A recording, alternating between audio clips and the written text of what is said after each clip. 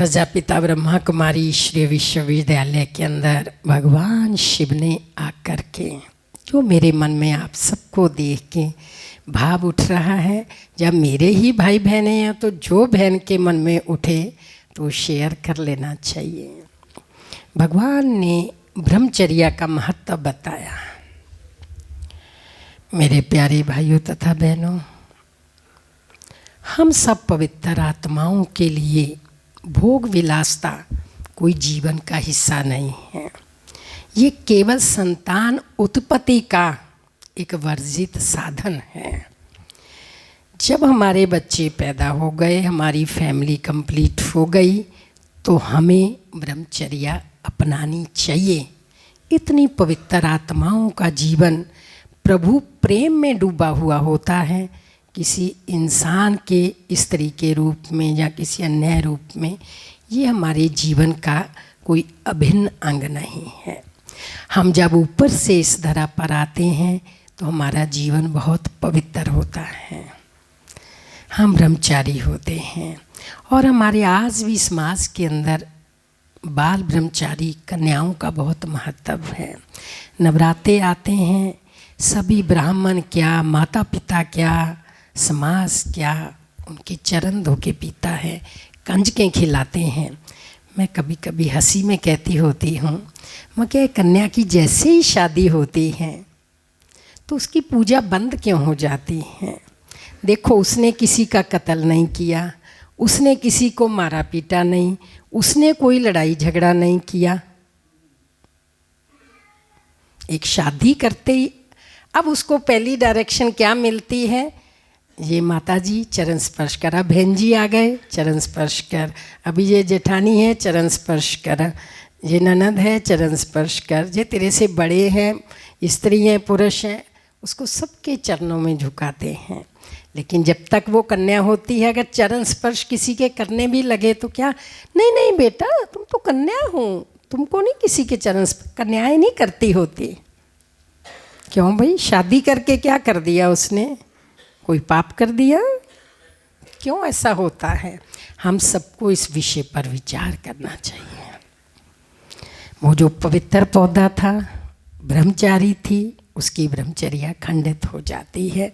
ब्रह्मचर्या खंडित होते ही उसकी पूजा बंद हो जाती है। सहमत हो आप लोग मेरे साथ? जो सहमत हैं जरा हाथ उठा के बताओ, ताली बजाओ इस बात के लिए।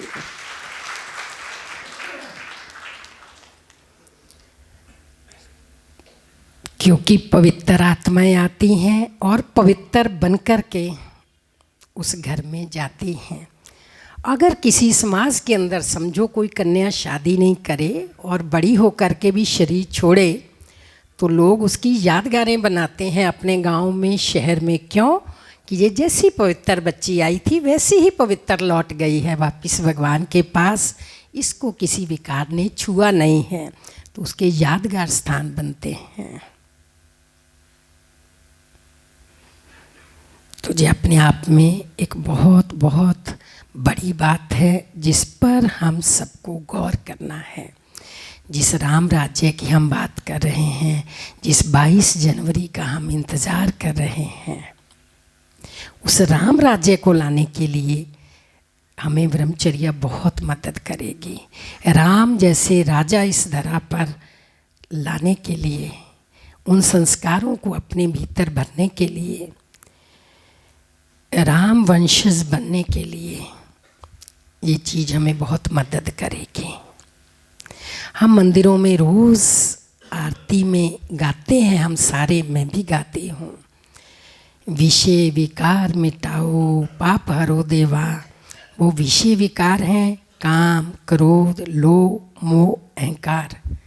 भोग विलासता भरे जीवन को काम विकार कहा जाता है। तो इन विकारों को मिटाने की बात आती है, क्रोध, लोभ, मोह, अहंकार। लेकिन पहला नंबर विकार काम विकार को कहा जाता है। एक म्यान में 2 तलवारें नहीं ठहरती हैं। या तो मन में राम को बिठा लो या तो काम को बिठा लो। कभी कभी हम एक बहुत बड़ी गलती करते हैं। हम ये कहते हैं कि जब ये बात आती है कि गृहस्थ जीवन, हम सोचते हैं गृहस्थ माना भोग विलासता।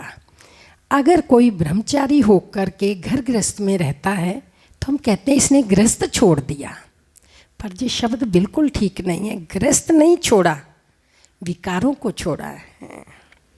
गृहस्थी में तो रह ही रहे हैं, पति पत्नी भी रह रहे हैं, बाल बच्चे भी रह रहे हैं, एक दूसरे की संभाल भी कर रहे हैं, पालना भी कर रहे हैं, सब कुछ तो हम वैसे ही कर रहे हैं। सिर्फ भावनाओं में अंतर आता है। हमारी दैहिक दृष्टि कि ये मेरी पत्नी है, इसकी देह पर गलत तरीके से मेरा अधिकार है, वो ख़त्म करते हैं।